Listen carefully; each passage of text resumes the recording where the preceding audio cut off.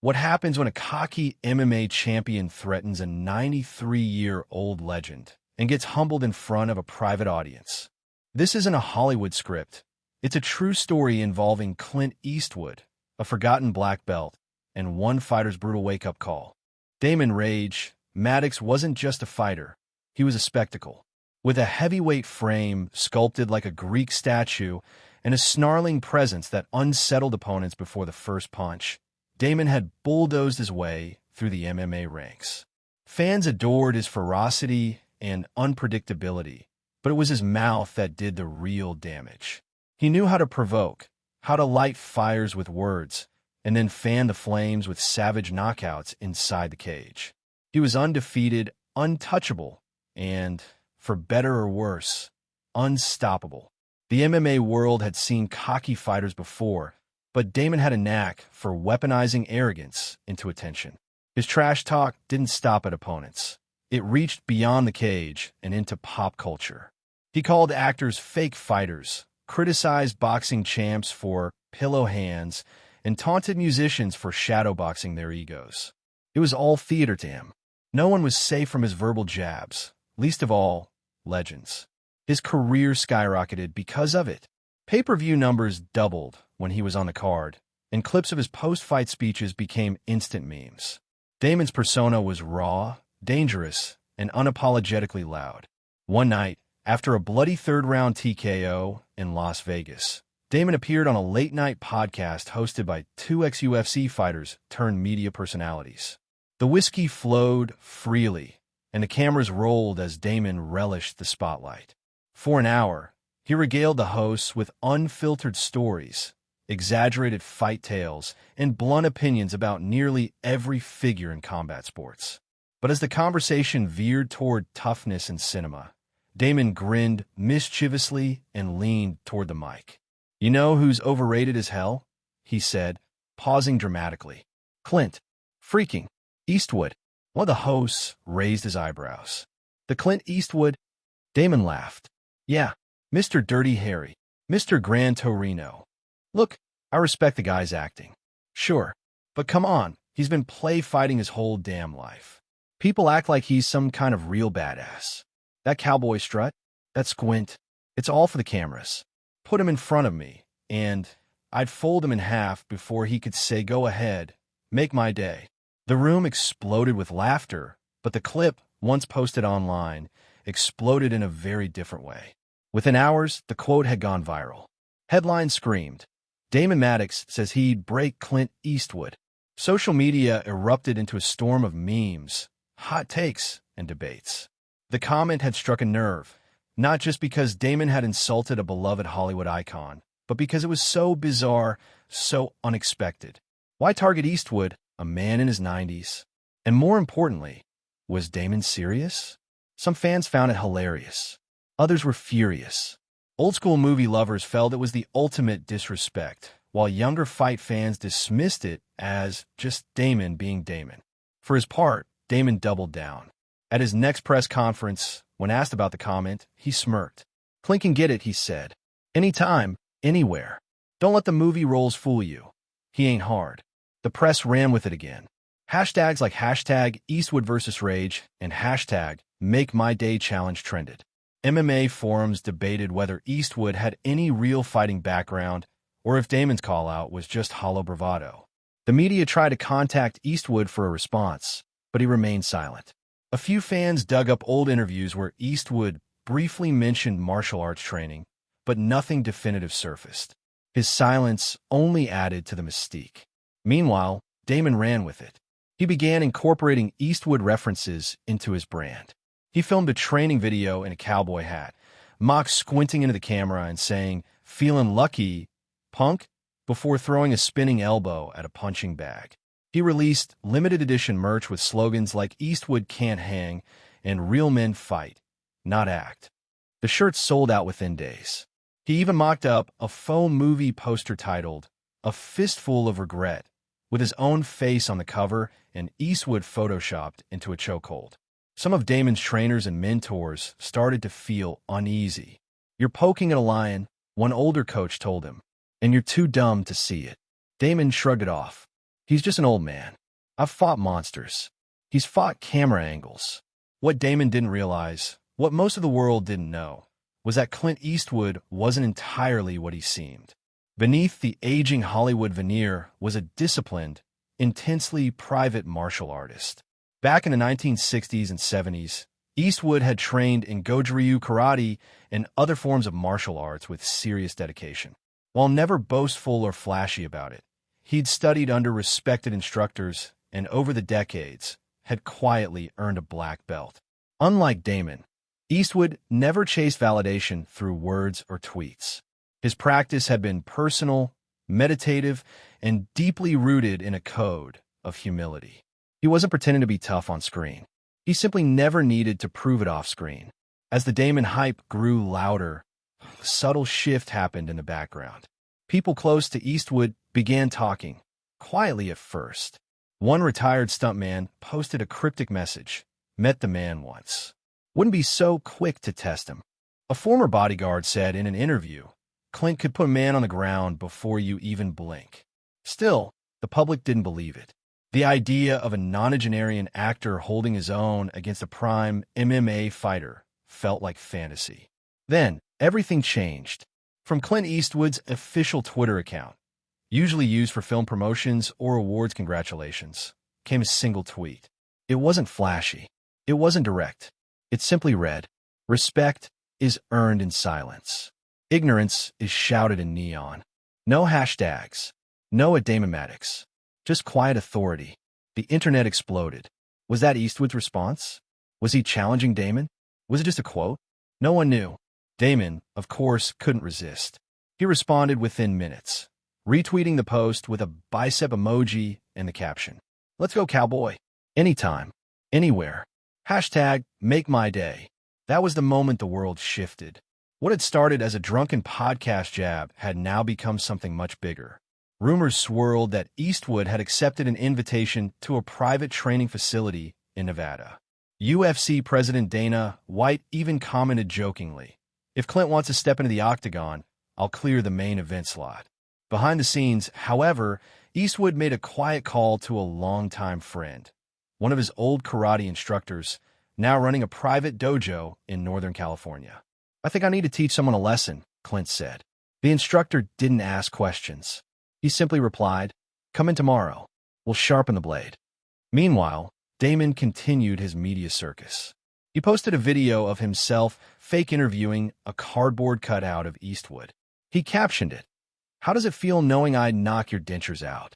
His followers laughed. His sponsors got nervous. But none of that fazed him. He was too high on his own legend, too far gone into the character he'd created.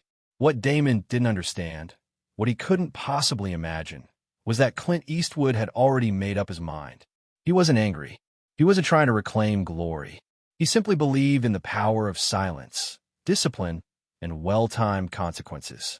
And so, as the media watched with bated breath and Damon Maddox continued taunting a man he didn't truly know, Clint Eastwood prepared, not for a fight, but for a moment. A moment to remind the world, and one arrogant fighter, that sometimes legends don't need hype. Sometimes they just need one opportunity to make their day. Damon Maddox believed he was orchestrating a viral masterclass. Every jab at Clint Eastwood brought more likes, more views, more sponsors wanting a piece of the madness. In his mind, this wasn't a feud, it was marketing genius. But while he danced under the social media spotlight, Clint Eastwood moved in silence, assembling a counterplay decades in the making. At his ranch in Carmel, Eastwood continued his day-to-day routine with his usual discipline. He rose before sunrise, brewed his coffee black, and meditated for 20 minutes in his sunroom overlooking the Pacific. Then came his daily kata, slow, deliberate martial forms practiced in the stillness of morning. Though nearing 95, his body was wiry and strong, tempered by decades of physical training. He didn't fight time, he worked with it. What he lacked in speed, he compensated with precision, breath control, and a mental calm no brawler could ever touch. When Damon's tweet challenged him directly, "Let's go, cowboy. Anytime. Anywhere," Eastwood didn't react publicly. Instead, he reached out to Roy Takeda, A man who'd been with him since the 70s, his closest martial arts mentor, and one of the last remaining masters of Goju-Ryu in the U.S. Clint hadn't spoken to Roy in over a year, but when he explained what was happening, Roy laughed. Not with amusement, but recognition. "He doesn't know what you are," Roy said. "I don't want to fight him," Clint replied. "But I think I have to teach him." Roy made arrangements. A private dojo, closed to the public and reporters, was reserved near Lake Tahoe. Sparring mats were laid out. Medical staff was discreetly arranged in case of injury. The guest list was sparse.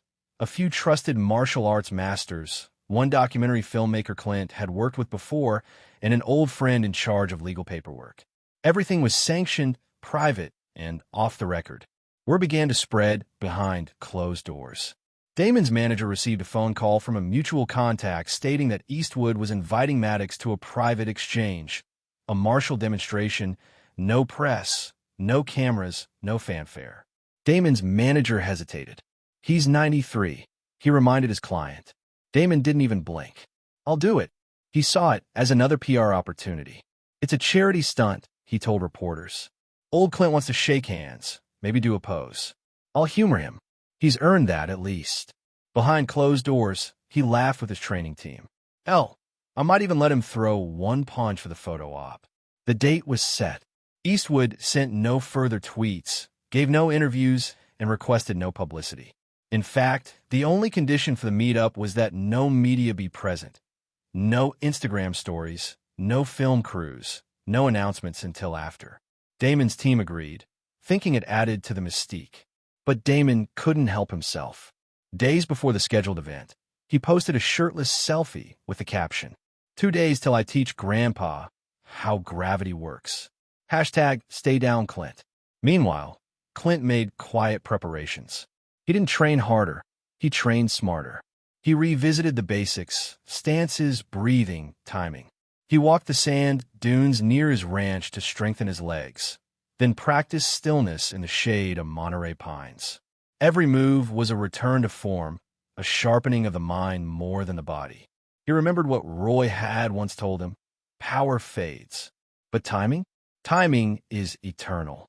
On the day of the encounter, Damon arrived in a sleek black Escalade, flanked by 2 friends and a personal assistant recording phone footage. He stepped into the modest dojo dressed in a $500 compression suit and gold-accented boxing shoes. Clint was already there, barefoot, wearing a plain black GI. No belt, no flash, no bravado. Damon offered smirk. "Glad you made it, cowboy." Clint bowed. Roy Takeda stood between them and gave the briefest of introductions. "This is not a fight. This is not a show. This is a moment of clarity. You may begin when you feel ready." Damon cracked his neck, bounced lightly on his feet. He offered a theatrical wink to his assistant off to the side. "Don't blink." Clint didn't move. Damon lunged, light at first, testing range. A few feints, a fast jab aimed just to the side of Clint's head. Clint didn't flinch. He simply watched, calm, eyes steady, weight perfectly balanced. Damon threw a faster jab, then a front kick. Clint deflected it with a sidestep so subtle it looked like nothing. A few chuckles from Damon's entourage. "Come on, Mr. Eastwood. You gonna fight or just meditate me into submission?" Stillness. Then, without warning, Clint stepped in, one fluid motion, and delivered a palm strike to Damon's chest. It wasn't fast, but it was surgically accurate. Damon staggered back, breath caught in his throat. His grin faltered. He reset. This time, he launched a real combination. A hook, a body shot, a knee coming in hot. Clint deflected one, shifted around the other, then pivoted behind Damon and tapped the back of his neck with a knife hand strike. Not full force, just enough to remind Damon where he'd left himself open. Roy called, "Reset." Damon looked shaken. His breathing had quickened. His ego was now caught between disbelief and rising panic. "You got tricks," he muttered, sweat forming. Clint nodded. "You've got speed, but your mind is louder than your body." That cut deeper than any strike. The next round, Damon came harder, faster, his pride now pushing him into wild aggression. But Clint's technique was like water. He absorbed, redirected, and interrupted. Each time Damon swung, Clint answered not with power, but timing. A foot check, a grip on the wrist, a sweep that sent Damon sprawling once, twice. And then, the final moment. Damon, breathless, launched a flying knee, a move he'd ended 3 fights with before. Clint didn't move until the last possible second. Then he spun, slow, controlled, and caught Damon midair with a precision side kick to the ribs. The impact sent the fighter sprawling onto the mat with a thud that echoed across the room. Silence. Damon lay there, staring at the ceiling, his chest heaving, reality rushing in like cold water. Clint stood over him, not triumphant, not gloating, just present. He extended a hand. Damon hesitated, then took it. Roy stepped forward. Lesson complete. Later, in a locker room, Damon sat on a bench, hunched over, nursing bruised ribs and a shattered ego. No one spoke. No phone footage was leaked. And for once, Damon didn't post anything. But Clint did. That night, a single post went up on Eastwood's Twitter. Real strength doesn't yell. It waits, and then it whispers the truth. The dust had settled on the tatami mat, but the tremors of what had occurred inside that quiet Lake Tahoe dojo were only beginning to ripple outward. Damon Maddox, once the undefeated king of cage bravado, had walked out of the encounter with Clint Eastwood silent, humbled, and, most shockingly of all, unchanged on the record. There had been no knockout, no blood. And yet, for the first time in his career, Damon had tasted a defeat that didn't involve fists. It involved truth. For the first 24 hours, no one outside the room knew what had transpired. There were no press releases, no staged apologies. Damon's social channels went dark. His entourage, sworn to confidentiality, said nothing. But the silence was deafening. Fans began to speculate wildly. Had Damon backed out? Had Eastwood chickened out? Had the whole thing been a hoax? Then came a photo. A single black and white image posted from Clint Eastwood's account. Tastefully framed, subtly lit. It showed Eastwood and Damon standing side by side in the center of the dojo. Damon's face was bruised, but not broken. He wasn't smiling. He was looking down, contemplative. Clint, on the other hand, stood still and stoic, his GI tied neatly, posture straight, expression unreadable. The caption beneath the photo was just 3 words. Respect was taught. The internet exploded. No further explanation was needed. The tone, the timing, the silence that preceded it, it all landed like a punch to the cultural gut. Damon had walked into a dojo expecting a media stunt and walked out having met something entirely foreign to him. Discipline beyond strength. For a generation obsessed with virality and volume, Clint Eastwood had just taught a masterclass in timeless, quiet authority. MMA blogs dissected the event in speculation. Did Clint actually win? One post asked. Or did Damon just freeze up out of respect? Former fighters weighed in. Some joked. Some nodded solemnly. A retired Brazilian jiu-jitsu champion tweeted, "No footage needed." If Eastwood says respect was taught, you better believe it was. For Damon, the days following were darker than expected. He returned to his Vegas home subdued. His team avoided the topic. The bravado was gone. Not because he'd been physically beaten, but because something had been broken deeper down. The myth he had built around himself. It was one thing to lose a fight. It was another to meet someone who dismantled your entire persona without raising his voice. His next scheduled press appearance, a live sit-down interview with ESPN, was meant to promote an upcoming title defense. Producers had braced for the usual loudmouth performance. Instead, Damon showed up in a plain black hoodie, eyes a little heavier, voice calmer. The host wasted no time. "Damon, what happened with Clint Eastwood?" Damon paused. For the first time in his public life, he didn't smirk, didn't crack wise. He simply said, "I met a real man." The host blinked, caught off guard. Damon leaned forward, his voice steady. "I went into that room thinking I was going to clown a legend. I thought I was the apex predator. Turns out I've been swimming in a shallow pond. Clint, that man taught me something I didn't even know I was missing. Control, patience, purpose. He's not fast. He's not flashy. But every move he made said, I don't need to beat you to own you. And he did. He owned me. Quietly. Completely. The clip went viral for different reasons. This time, Damon wasn't ridiculed, he was respected. Fighters from across the globe chimed in. "Takes a big man to say that," one wrote. "This is how growth begins," another added. Clint never replied. He didn't need to. Over the following weeks, Damon underwent a transformation. It wasn't dramatic. He didn't shave his head or disappear into a monastery. But he stopped barking. He trained more, talked less. He gave his team credit during interviews and turned down 2 offers to appear in celebrity boxing events. When asked about Eastwood again on a podcast, he smiled faintly. "He didn't hit me to hurt me. He moved to remind me," Damon said. "Most of us fight to prove something. Clint? He's already proved it. He just walks it now." Clint Eastwood, for his part, remained on the fringes. The dojo returned to normal. Roy Takeda resumed teaching, and the footage, filmed by the trusted documentarian, was archived, not released. Clint refused to profit from a moment. The lesson was for him, he told Roy, not for ratings. Still, stories began to emerge. Testimonies from stuntmen, martial artists, and old-school film crew members who had seen Clint train in secret over the decades. One said he'd seen Eastwood break bricks in a rehearsal hall before filming a scene. Another recalled how Clint choreographed his own fight scenes down to the breath. One former Navy SEAL even revealed Clint had once trained with them at a private facility during the 80s while researching for a role. The legend grew, but it was never about the myth for Eastwood. It was about standards. He didn't need the world to see him spar. He needed one arrogant man to understand that power without restraint is just noise. 6 months later, Damon Maddox walked into the octagon for his next fight. Not with hype, not with Instagram bravado, but with calm. He bowed to the mat before entering, a quiet nod to traditions he once mocked. He fought like a storm contained within steel, a new fighter. He won, yes, but more importantly, he fought with respect. And after the fight, when the microphone was shoved in his face and the interviewer shouted over the crowd, asking for a soundbite, Damon took a long breath and said, "A wise man once said, real strength doesn't yell. It waits. I used to yell. Now I wait."